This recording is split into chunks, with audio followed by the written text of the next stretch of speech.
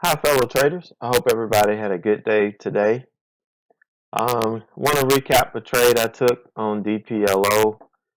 If you were with me streaming live on Ticker TV, you got to see this whole trade. But Ticker TV has a limit to how long your video can be for them to be able to, record it and archive it. So obviously, this trade took 3 hours. So, they didn't record the video, or they didn't save the recording, or archived it. So I really should have stopped it after every time I covered and then started another video. But I'll do that next time so we won't lose it. But if you were live with me, you heard my thoughts on everything, why I stayed in the trade when I did, what I thought about these tests. As long as our technical levels held, we stayed in the trade and we were able to nail it. So I started the morning off kind of messed up because, typically going into open, I'll pick one stock and I'll focus on it. But there were two working today. And to show you real quick what I messed up on, let's see, FSLR was on my watch. And I was watching both of these. And this put in this massive candle. This was $2.32 range on the first candle.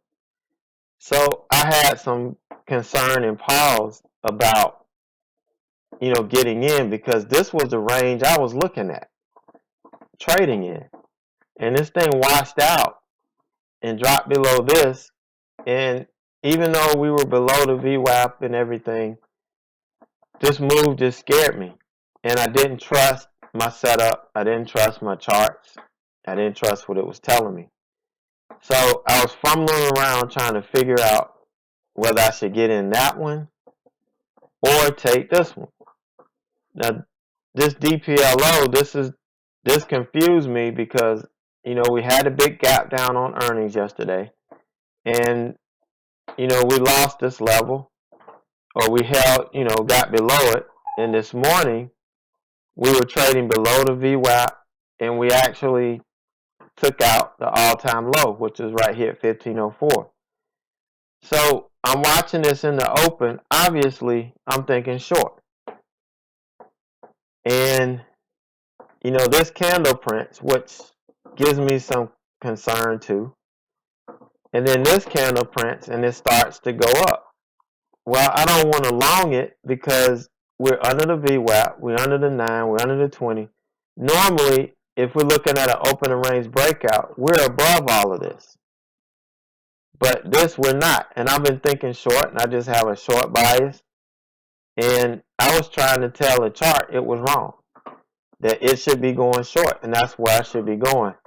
And that's the fiasco that really got me messed up this morning. Everything just went against what my plan was on both of those stocks. But I ended up trying to get in DPLO right here. I'm trying to take it short for some reason. But, luckily I was smart enough to stop out real quick. And, here, I'm thinking we're going to bounce off. So by now, I'm convinced that this is a long. So I'm looking for it to bounce off of VWAP here. So I don't wait for it to confirm a bounce. I anticipate it and take it long right here. And of course, it goes back and stops me out. I get stopped out. The only good thing about this is between these two, I was able to manage my stops and limit, my losses. So when I finally got my head back screwed on straight, and I took this trade, I took it on the loss of VWAP. I actually waited for the confirmation on the 2-minute chart before I got in. And I got in here at 14.55. And because we didn't have any levels of support or resistance below this that I would run into from the daily, I had to use the half dollar and whole dollar marks. And that's where I set my targets. So I got in at 14.55. Then 14 was going to be my first target. 13.50 second. And then my ultimate target was lower day, which was right here. And it was 13.10 at the time. So I got in and got to my first target.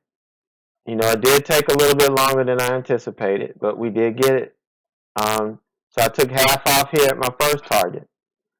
And we went through a long period of consolidation and a couple of tests of the 20 moving average. But on each one, we came back and closed back below the 9 moving average. So as long as my technical level was in play, that it hadn't been breached, this stock was in play. And then we got the nice move down to 13.50. So I got it, you know, took mine off at 13.50. And then we got the move down, you know, some more consolidation here in the 13.30s. And then we finally get the move down to 13.10. I actually took it at 13.03. And I was all out. So my next thing was, you know, if we rejected here, I would go ahead and take it short again. But didn't really like this price action. Here we got to close above the 9, and this actually opened above the 9. So I didn't really mess with it, but this was a good move down, you know, a good 30-cent move to the downside before we went back up and tested it again. And we had this long consolidation period, and this was starting to trend down. So of course I was looking for the end of day fade and got short here, but you know, it just kept trading sideways and only got 10 cents out of the trade.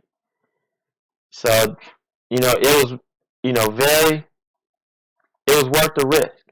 You know, very little risk, and I had a big potential reward here because there was nothing holding this stock up. So even after the two screw ups this morning, you know, we still ended up 257.25. So sticking to my stops this morning, you know, I had 2 stop outs, which was considered what was about half of the mistake I made yesterday morning by not sticking to my stops.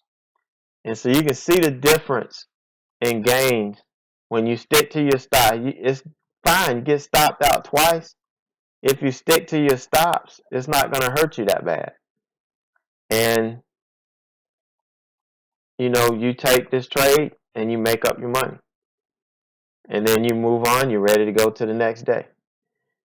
So just wanted to share that with you guys. I've got the ticker TV stuff fixed. I realized that the chat Novia and the platform they run is not compatible with the ticker TV, and what was going on is it was freezing because Flash Player, you know, was in conflict with this open broadcaster software that we have to use, you know, for ticker TV.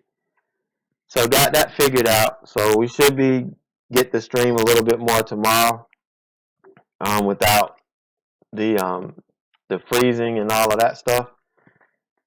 So just keep an eye out for that. If I get some good trades, I might stream it from just start it from open. And if I can catch some opening range breakouts, that'll be great. You know, we can kind of add that to the video archive. So just keep that in mind. We'll be doing my watch list again. First, you know, a little bit after 8:30 on Ticker TV. So you can see that's a simple, straightforward process. And obviously, if you looked at all the watch lists that I built this week, all of them have been on fire. I mean, even FIT it took half the day to work, but it finally, made a nice move. So, you know, just come check it out. You can see how simple it is and how easy it is. And, in no time, you'll be building your own watch list. All right, so that's it for me tonight. So everybody have a great night, great evening, or a great morning. But we will see you tomorrow in chat.